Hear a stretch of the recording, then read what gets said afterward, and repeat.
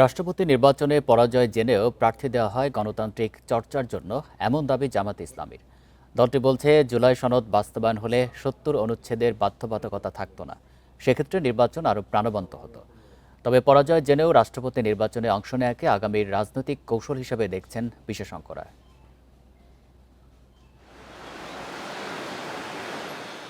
সর্বশেষ প্রতিদ্বন্দ্বিতামূলক রাষ্ট্রপতি নির্বাচন হয় ১৯৯১ সালে। এরপর কেটে গেছে ৩৫ বছর। এরপর আর রাষ্ট্রপতি পদে দুইজন প্রার্থী হয়নি। জুলাই অভ্যুত্থান পরবর্তী সংসদ নির্বাচনের পর এবার অনুষ্ঠিত হলো রাষ্ট্রপতি নির্বাচন। প্রার্থী ছিলেন মির্জা ফখরুল ইসলাম আলমগীর ও বীর মুক্তিযোদ্ধা অলি আহমদ। তবে ৭০ অনুচ্ছেদের কারণে আগে থেকে স্পষ্ট যে জামায়াত জোটের প্রার্থী জিততে পারবেন না। তারপরও কেন অংশগ্রহণ? দেশের গণতান্ত্রিক চর্চা থাকা উচিত এবং এই সমস্ত চর্চার মাধ্যমে গণতন্ত্র আরও সুসংহত হবে। সামনে তৃণমূলের নির্বাচন আছে, তারপরে লোকাল গভর্নমেন্ট ইলেকশন আছে। এই সমস্ত ইলেকশনেও প্রত্যেকেই তার নিজস্ব মতামত দেওয়ার সেই সুযোগটি যেন থাকে, সেই ব্যাপারেও আমরা সরকারি দলকে উদ্বুদ্ধ করার চেষ্টা করছি।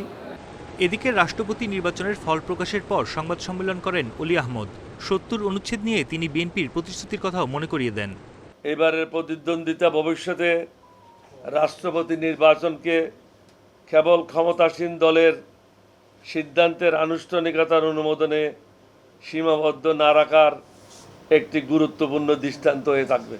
পরাজয় জেনেও রাষ্ট্রপতি নির্বাচনে একজন বীর মুক্তিযোদ্ধাকে প্রার্থী হিসেবে মনোনয়ন দেয়া জামায়াতের রাজনৈতিক কৌশল হিসেবে দেখছেন বিশেষজ্ঞরা।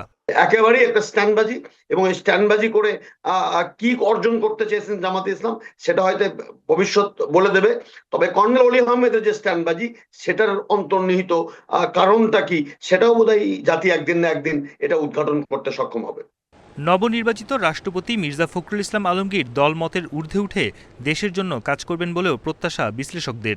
নিশ্চিত পরাজয় জেনেও একজন বীর মুক্তিযোদ্ধাকে প্রার্থী করে জামায়াত জোট। এটিকে একটি রাজনৈতিক কৌশল হিসেবে দেখছেন বিশ্লেষকরা। তারা বলছেন, এর মাধ্যমে অতীত মুছে আগামীর রাজনৈতিক অবস্থানের জানান দিচ্ছে জামায়াত। বন ইবনে কামাল, ইন্ডিপেন্ডেন্ট নিউজ, ঢাকা।